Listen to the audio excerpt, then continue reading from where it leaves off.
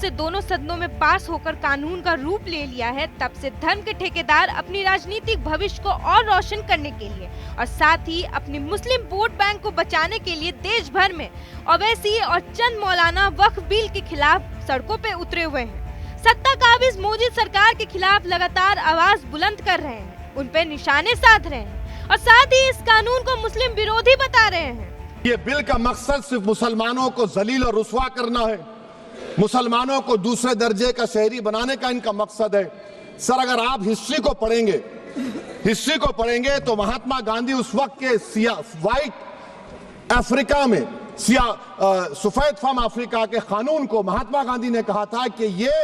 मेरा कॉन्शियंस इसको मानता नहीं है, मैं इस कानून को कबूल नहीं करता हूं। तो महात्मा गांधी ने क्या किया, उन्होंने उस कानून को फाड़ दिया। तो मैं गांधी की तरह इस कानून को फाड़ता हूं। ये अनकॉन्स्टिट्यूशनल है सर। इस देश में झगड़े पैदा करने का काम बीजेपी करना चाहती है मस्जिद और मंदिर के नाम पर, इसीलिए मैं इसका कंडेम करता हूं और मैं आपसे गुजारिश करता हूं कि मैंने अपने 10 अमेंडमेंट दी है, आप इसको कबूल करिए सर, मुझे बोलने का मौका दीजिए और उस पर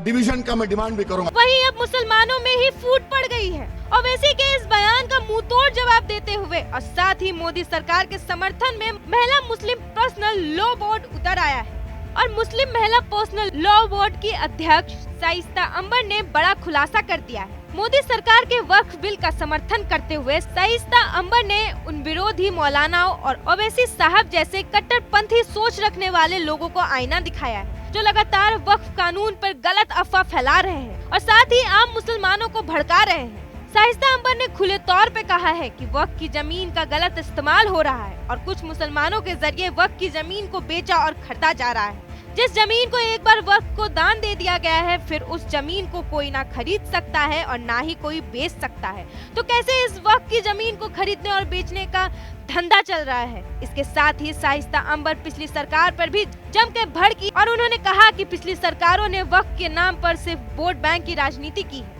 क्योंकि वक्फ के नाम पर गरीबों का हक कुचला है। तो चलिए आपको सुनाते हैं शाइस्ता अंबर ने क्या कुछ कहा है। मजहबी लीडर और समाजी लीडर जो मुस्लिम हैं, उनको मुस्लिम समुदाय की का गरीबी और पिछड़ापन और दुर्बलता पे उनको पे नजर होनी चाहिए, क्योंकि वक्फ की जमीन न दान की जाती है और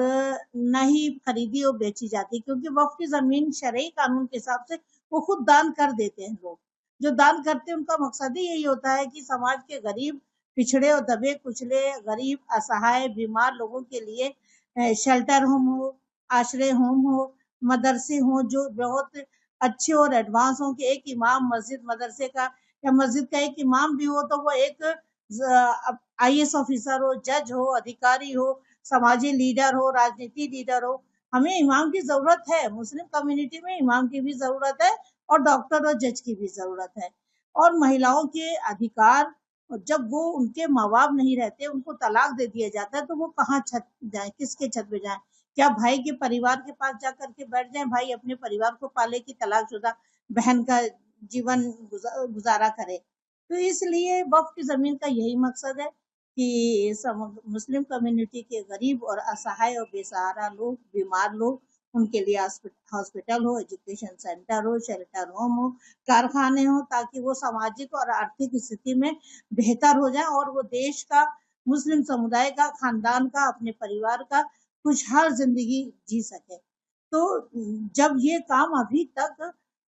वक्फ की जमीनों के साथ में नहीं हो पा रहा था और समाज में ऐसा नहीं कि 100% नहीं हो रहा था, समाज में कुछ लोग वक्फ की जमीनों पे अच्छा इस्तेमाल कर रहे हैं